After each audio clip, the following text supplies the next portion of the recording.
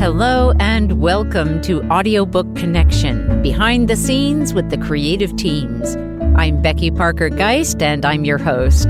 Audiobook Connection is your place to learn about the audiobook creative process in discussions between the authors, narrators, producers, and post-production teams that bring them all together, as well as guests who have listened to the audiobooks and have questions for the creative teams.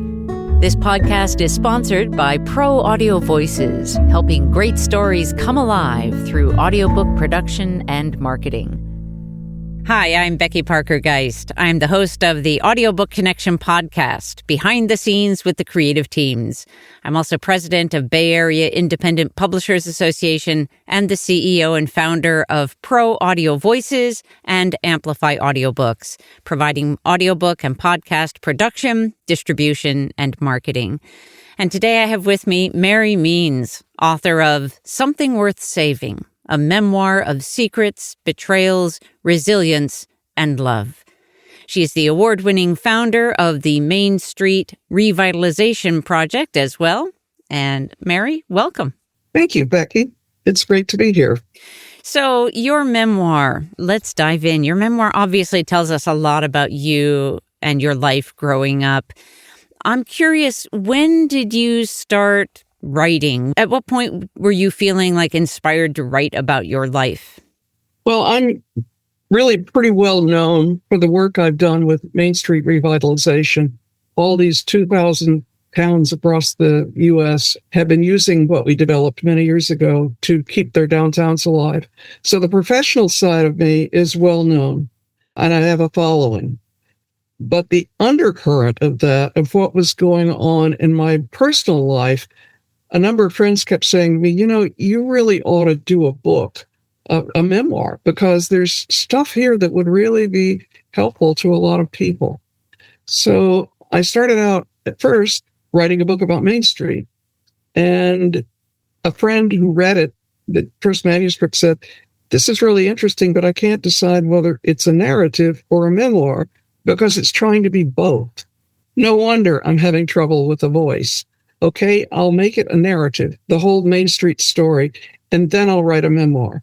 So that's what I've done. I put out the book, Main Street's Comeback and How It Can Come Back Again, in early 2021. And I've been working on the memoir ever since. So when you were younger, did you keep a journal?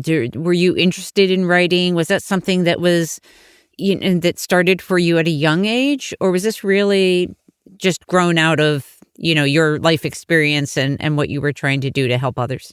Well, I think like many people, I have a number of journal volumes, the first 3 or 4 pages used and the rest of it blank because they were Christmas gifts and you're going to do it all next year, right? Right.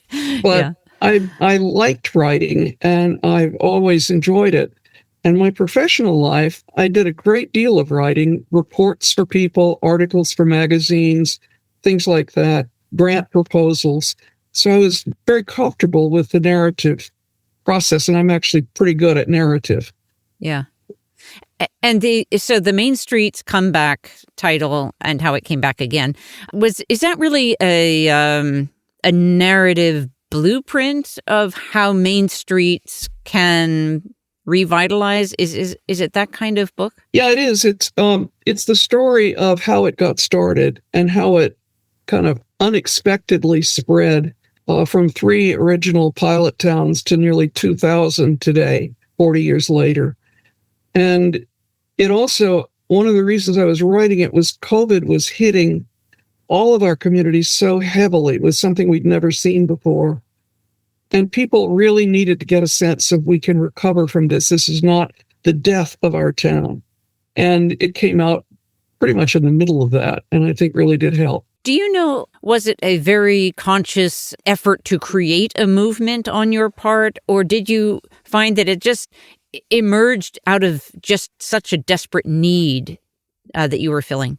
Well, I was hired by the National Trust for Historic Preservation this was the early 70s, to go to the Midwest and help local preservation organizations form, because there were virtually none.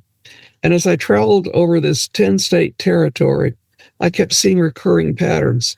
And one of them was people were not paying attention to small towns, the downtowns, where there was really some fine architectural character and a lot of vacancies and a lot of dusty store windows. And I looked around for how we might help these places and found that no one was really looking at it. So I thought, let's do 3 pilot communities, write a book, do some conferences, and make a film, and then we can go on. And I said, in 3 years, we'll do this, because that's the max time that most granters will do. So at the end of 3 years, in working with these 3 communities, we had figured out what really would work. And we were amazed at the response to it. And I go back to it and I say, if we called it the Community Revitalization Project, it would have died on the vine.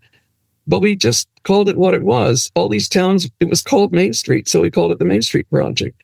And the national media just jumped all over it. It was like David and Goliath. We were going to fight the shopping centers this way. And so it got a lot of response. And we realized that it needed to go beyond 3 communities. We needed to keep it going and teach people how to do this. So we scaled it up to 6 states and 30 communities. And then it just went on from there. It was supposed to end in 3 years. It's still going on like 45 years later. That's amazing. Beautiful. Yeah, I know. It's really amazing. and I can just imagine, so huge for all the those shop owners, who are on Main Street. So critical to just the, our economy, our communities. Well, what's a really interesting part of it? It's had tremendous economic impact in these smaller communities. But what's really interesting, I was just in conversation with one of the Main Street people out in Washington State. And they're noticing, they wanted to explore the idea of belonging, having a sense of belonging. And I think that's really important in our current atmosphere. And they started, because Main Street is largely volunteer driven. The committees that work on this are mostly volunteers, and they do an awful lot. So they weren't affected by, we're going to cut the money, so therefore the program goes. And in doing a lot of interviews with them, they found that the people who were involved in this rather quickly developed a greater sense of belonging in their community and knitting together. So it kind of crosses lines, and it helps people stay connected through this center, this town center that's so vital. Some call it the heart of community is its Main Street. That's so beautiful. Yeah, community is it's so important for all of us, obviously, whether we identify it consciously or not. We certainly at Pro Audio Voices, it's one of our core values, So it's so exciting to hear about your work in that area. And so then as you got to this point where you were like, okay, I need to tease apart this material into 2 books and create your own, your memoir as a separate memoir, something worth saving. Tell us a little bit about what that was like for you, because I know that memoirs, they have a tremendous value of helping our, as readers and listeners to kind of walk alongside the author in those moments. And we gain so much as a result, I think, especially in, the hard stuff. It's the hard stuff. That's where we seek out that help. How was it for you in the writing of it? Well, I guess there's sort of 2 aspects of that. I've read a lot of memoirs. I've read more in the last 4 or 5 years than I read before, but I have read memoirs. And I knew that I wanted it to be a very high quality writing. And yet I also really wanted emotion to come through and to be able to touch the reader in emotional ways. I've done a lot of writing. As I said, I'm pretty good at narrative. But what I wasn't any good at was becoming the protagonist, because all of the writing I had done before, I was a narrator, or the writer was a narrator of something going on. So I had a writing coach who kept saying, you write beautifully, but where is Mary? Where is the protagonist? You can't just be the observer of the protagonist. So I spent probably a year learning how to have the confidence to be the protagonist in it and speak as the protagonist, which opened me up and opened up my heart to experiences that I'd had over the years. And I think I enjoyed it. It was a struggle. someone said at the beginning of it, writing a memoir is an emotional journey. So fasten your seatbelt. And I really found that to be the case. But it was a good emotional journey. Oh, that's good. That's good. I'm glad to hear it. Tell us a little bit about the title. What inspired that particular title? And how did you decide on it? I'm so glad you asked on that one. It was inspired by something my father said. Remember, I started out in historic preservation. And let's go back before that. My father in Atlanta in the 50s and 60s, my father was a classical architect, meaning that he designed as architects did 18th century and all of that. And he did a great job of it. But he thought the last decent design had been done about 1850. And after that, it just fell apart. And I was a little broader than that, but I went into historic preservation, and I was so thrilled when I got this amazing job to go out and make preservation happen. So I called my dad thinking he's really going to be excited. And I told him, I've been hired to make preservation happen in this 10-state Midwest region. And there's this dead silence. And my father says, "But sweetie, there's nothing worth saving out there." Huh? It was like, right.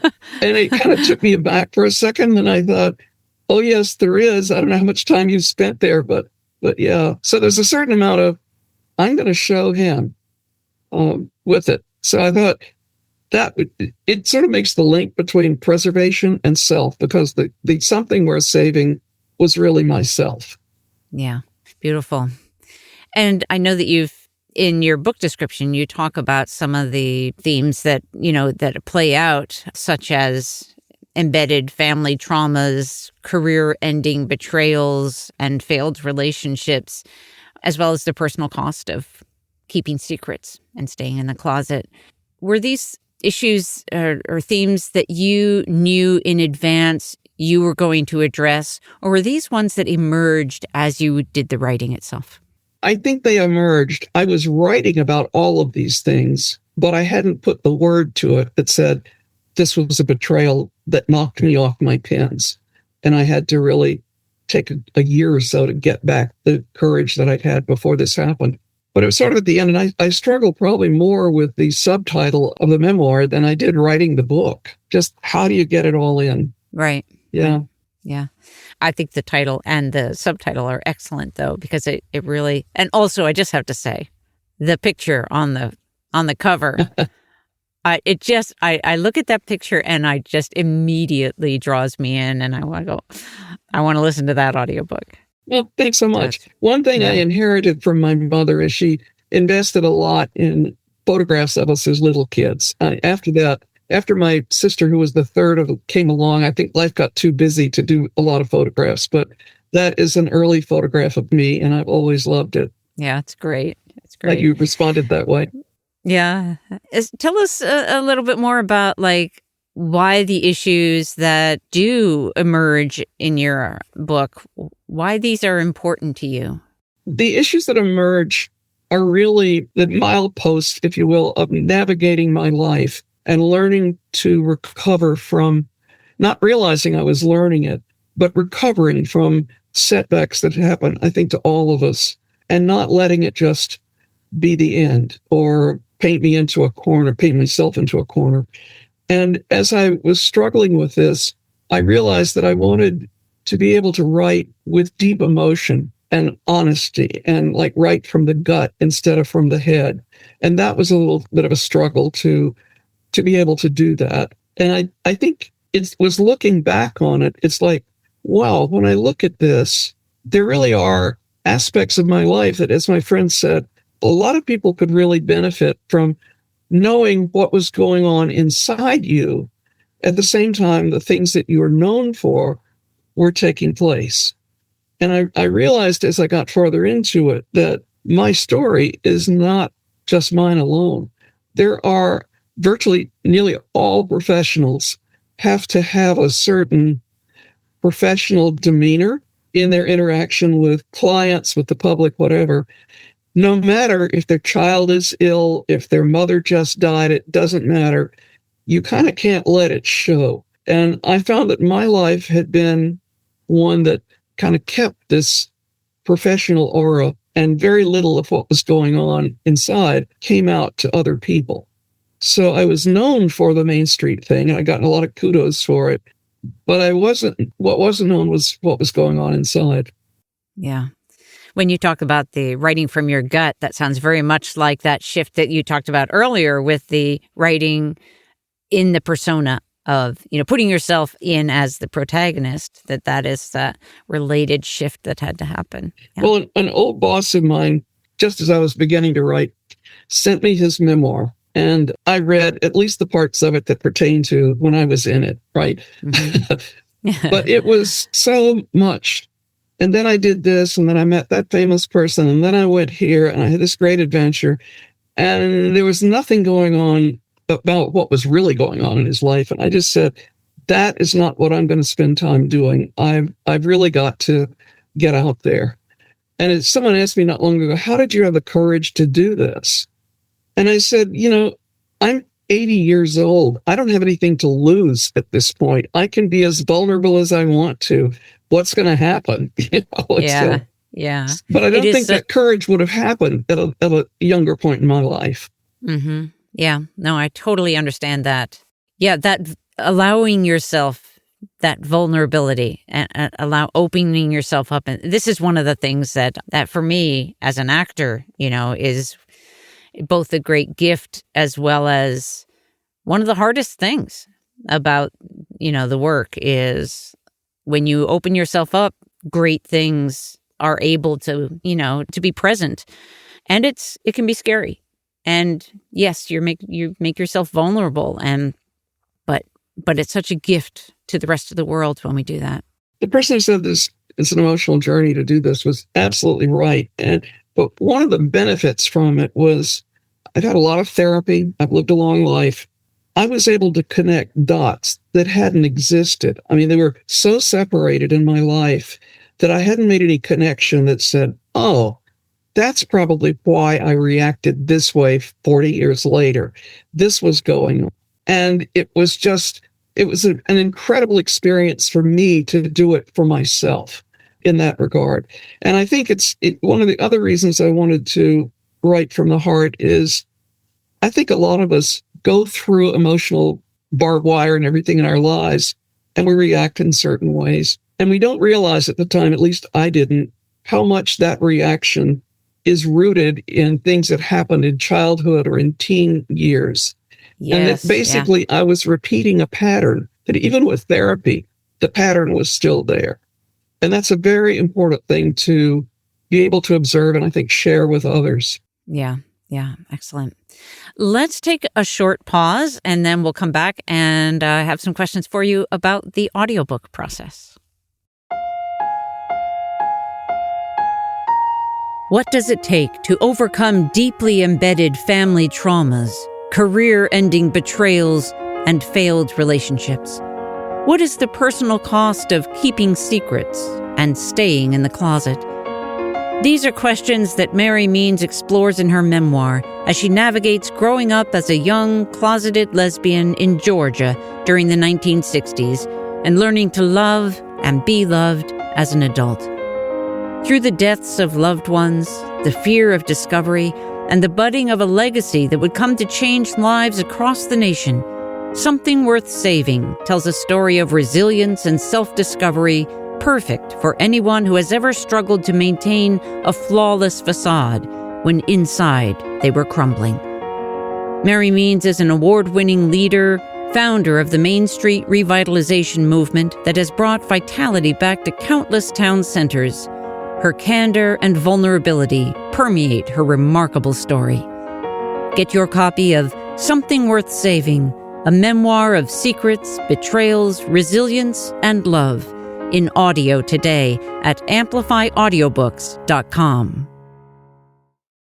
So, with your audiobook, you recorded some parts of the audiobook yourself. Tell our listeners which parts you recorded and about that decision to record those. Well, I've never done an audiobook before, and I had thought I was just going to record the whole thing myself. And you guys looked at the book, read the book. In a wonderful conference call, we explored, should I be the narrator? or should I get a professional narrator? And I believe it was one of your people who said, there's so much dialogue in this that you probably should look seriously at a professional narrator. But you should do the prologue and the epilogue. These are rather short pieces, but it's my voice. And then the acknowledgments, acknowledging the people who were important to you as you did this, and then get the professional narrator for the rest. So that's what I've done. I had never been in a professional sound studio, but it was a wonderful adventure. And working with you guys has just been terrific. Oh, thank you. What was the recording when you were at the studio and doing your recording? Was there anything that you felt like surprised you, or that you felt like you discovered in that process?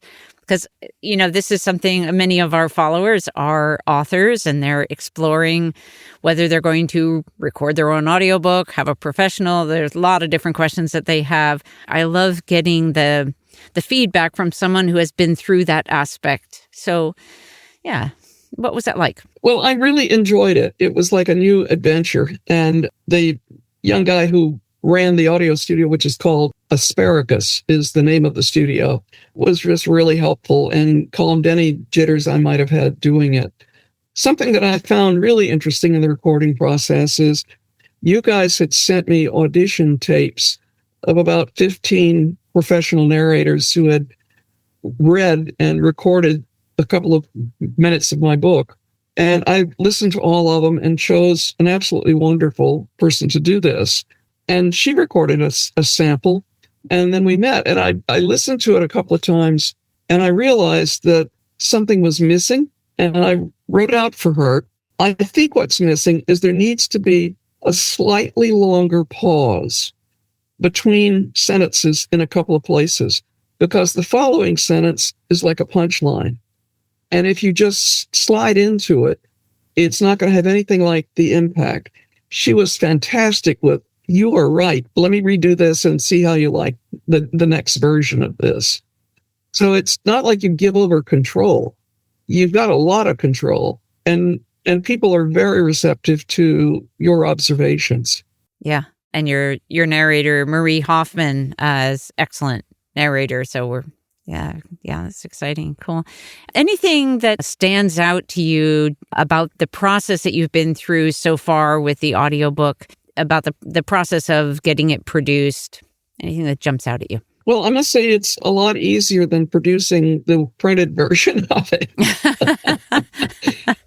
But yeah, you guys have been a joy to work with. I was originally going to just make a recording of me reading the book, because my wife she doesn't enjoy reading, but she listens to audio, and she wasn't going to read it. I'm going to record it, and just for you. And one of your high school classmates, we were sitting at a dinner somewhere, and I had no idea that you guys existed. And Archine told him that I was just going to record it for her. And he said, that's crazy. My friend from high school runs this studio, and it's wonderful. And he texted you from this dinner to connect us. And the next week I was working with you guys, and it's just been so easy. I've had no rough points with it. It's been great. That's great.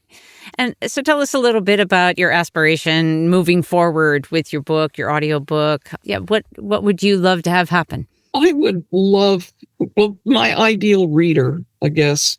There are many of my ideal readers out there. I just know this because one reason I know it is that the printed version of the book, I've been getting amazing response, emails from people who have read it, about how it did impact and help them surface things that they hadn't really realized about themselves. One said, I was able to have a really tough conversation with my mother for the first time.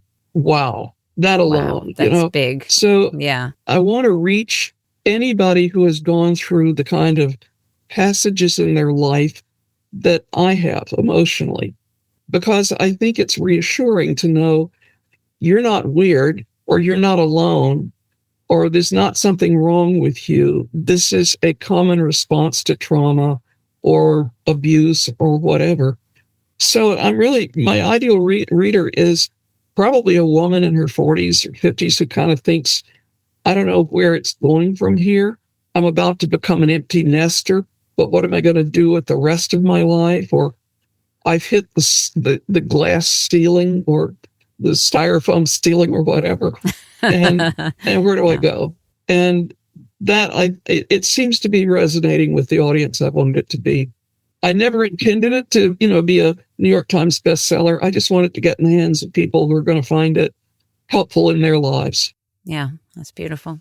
I've been struck again and again as I get older with those feelings of, all the struggles that I went through and my reasons for feeling unworthy and all those things that so many of us feel like we're the oddball out or, whatever. It's amazing to me how common that experience is. Regardless, it's like we all have different reasons for feeling almost exactly the same thing. Yeah. And so I think it's such a gift to be able to engage with, the memoirs like yours to be able to help us recognize. I think there's so many people who think there's something wrong with them because of some kind of voice that is in there that's been embedded since childhood, probably, that hasn't really been addressed, or they figured that's what's stopping them. And it was a great relief to me, actually, to be able to put a lot of that on paper and now recorded. Yeah, I think it's a very good exercise to do it. Yeah. How can our listeners learn more about you and your writing? Can you share your website? Sure. My website is marymeans.com, MaryMeans.com. It was the website for my community planning firm, and we morphed it into an author site about 6 months ago. And both the print book, the Main Street book, the print version, and the audio will all have buy buttons on there to be able to get all of them. Great. And just so our listeners know, Something Worth Saving is now available on Amplify audiobooks at the time of this is released. And we encourage you to get your copy of the audiobook on Amplify. It is a way to help support and connect with Mary.